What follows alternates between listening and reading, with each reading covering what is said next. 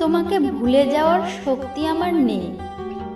তুমি টের পেয়েছিলে, তুমি ভালো করে বুঝে গিয়েছিলে তোমাকে ছাড়া অন্য কারো কথা আমি ভাবতেই পারি না। তুমি খুব ভালোভাবেই বুঝে গিয়েছিলে তোমাকে ছাড়া আমার বেঁচে থাকার দায়। তোমাকে ছেড়ে দেওয়ার শক্তি আমার নেই। তাই তুমি দিনের পর দিন অবহেলা করতে শুরু করলে। আমি যত আঁকড়ে ধরে রাখার চেষ্টা করলাম, তুমি তত অবহেলা বাড়িয়ে দিলে, মানসিকভাবে কষ্ট দিতে শুরু করলে।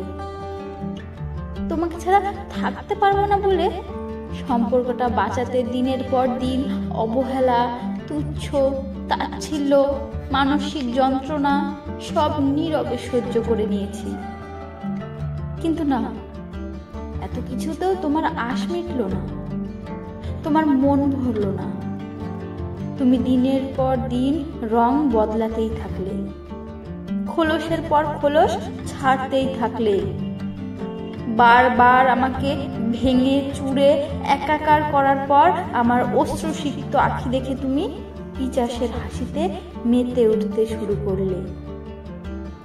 আমি একটু একটু করে নিজেকে বোঝাতে শুরু করলাম, তুমি হয়তো আমার ভাগ্যেই নেই, তবুও মাটি কামড়ে পড়েছিলাম, শুধুমাত্র তোমাকে ভুলে যাওয়ার শক্তি আমার নেই বলে। কিন্তু তুমি তো থামবে না, তুমি তো থামতেই জানো না।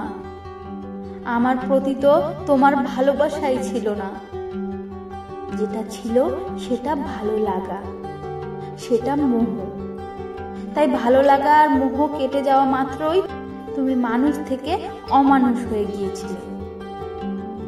একদিন হঠাৎ করেই তুমি নতুন কাউকে নিয়ে এলে, আমার চোখের সামনেই অন্য কাউকে ভালোবাসতে শুরু করলে। সহ্য করতে পারছিলাম না, একদম সহ্য করতে পারলাম না আর। সে মুহূর্তেই তোমাকে ছেড়ে দিয়ে ফিরে আসলাম।